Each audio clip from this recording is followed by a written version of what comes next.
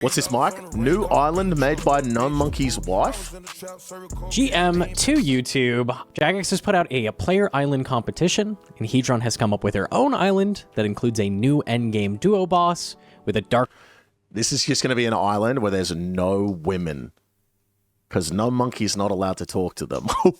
I'm joking. Her theme and ties to Whispers Blackstone. I'll be here to show it off to you guys and go over Q&A with her concept arts and ideas. So, let's dive into it. I've been seeing all these islands on like fucking, what's it called, Behemoth and shit. And I've said it before, I'll say it again. This is just fucking free labor for old school RuneScape.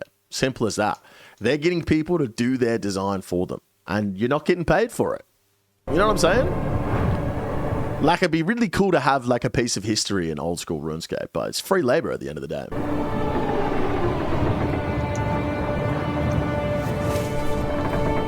This is kind of cool. This is kind of cool.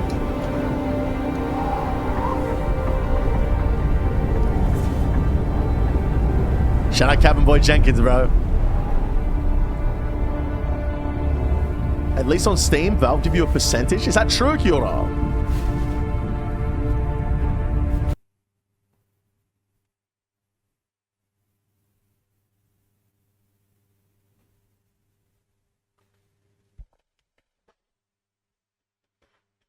What the fuck?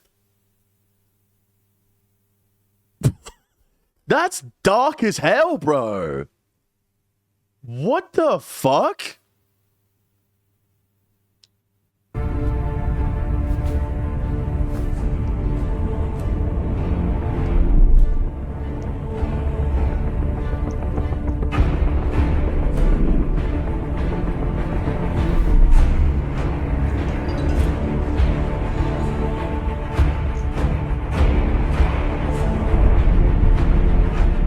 True, Jelly, true. If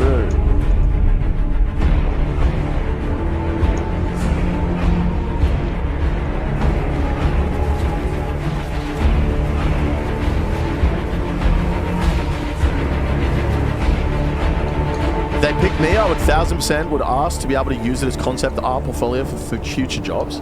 Why would you have to ask? Just do it. More of Whispers. Oh. That was such a sick cinematic trailer for the island. There's a lot going on in there, and we have a lot of questions. So I have Hedron with me, and we'll have her break down everything going on there. Where is the island? How do we get there? Thanks for the follow. And what is its purpose? John, how you doing, man? So I wrote a lore entry, the Captain's Log, which I will put later in this video. But in short, the island was created from Doom digging around causing earthquakes. That's why the island floated up to the top. It's just kind Chase, thanks for the follow. a part Vinix, of the thanks for ocean the follow. floor. It's between Varlamore and Korend, and you get there by sailing. I recommend 80 to 85 because it is related to an endgame boss, and I wanted something for people who leveled up sailing that high. Look forward to some kind of PVM she's encounter putting a or something boss on interesting. there. What's the up, goal Giga? with the Thanks for the island follow. was to just make a new one-off boss. I know Jagex is extremely busy with Raids 4. So you said endgame, and we see some spooky stuff in the video. This is a boss island with PVM. This island is a duo boss encounter designed as an endgame encounter. It does require 2. Of course, the E-daters make a fucking island for duo bosses. Of course, bro.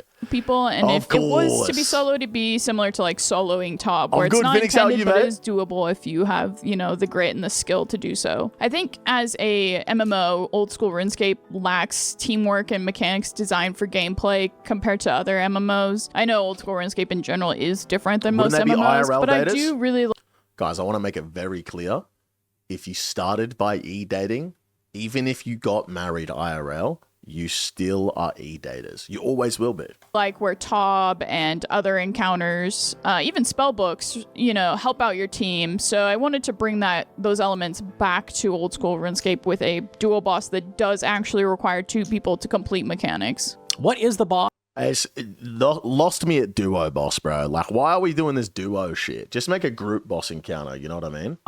And what are the mechanics? So the boss doesn't have a name. In lore is just a sea creature who was corrupted by Blackstone.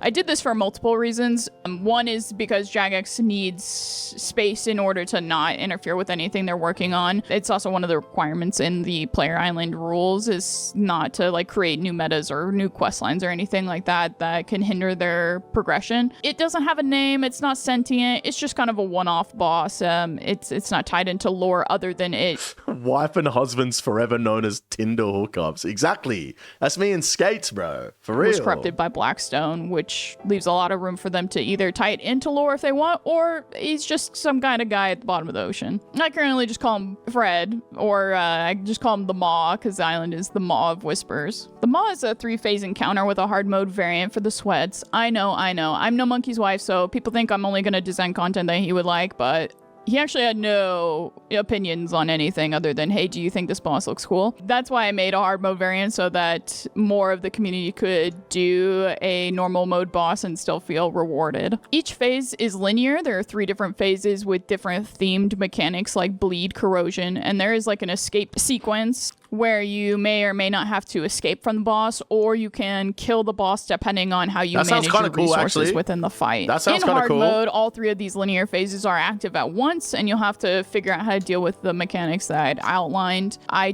could see that escape phase being like the Yama boss fight where you have to jump on the things, except the boss is like chasing you around the room, and you have to like one tick to all the things to try and get to the other room before it catches you. That would be kind of cool. I don't want to tell people too much about the mechanics and what they do and all that, because if Jagex decides to actually use the boss, then I would like to keep the mystery and the excitement of like day 1 release where everybody's trying to scramble to figure out what is going on. But I do actually have like flesh out phases and everything else in a document that I submitted with the island.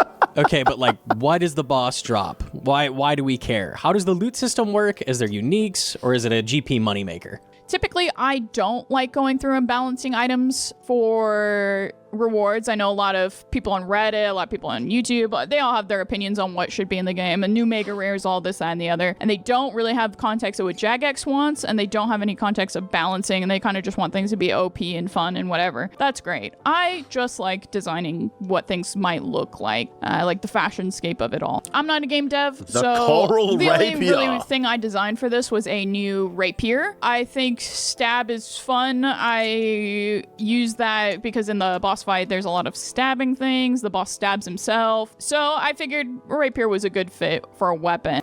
We are actually due for an armor set that gives stab bonus, so... Now, I know that a lot of people are like, well, Tob has the rapier and it's not used really anywhere, and it's been overshadowed by Fang, or Tob is becoming like obsolete. I understand that from a game's point of view too. They don't want to just keep making things not meta anymore. At some point, I think everything will have its dying point. I think one day Tebow will not be best mega rare ranged weapon, and I think it's just how long the game has been alive that will happen. So I did make a rapier upgrade.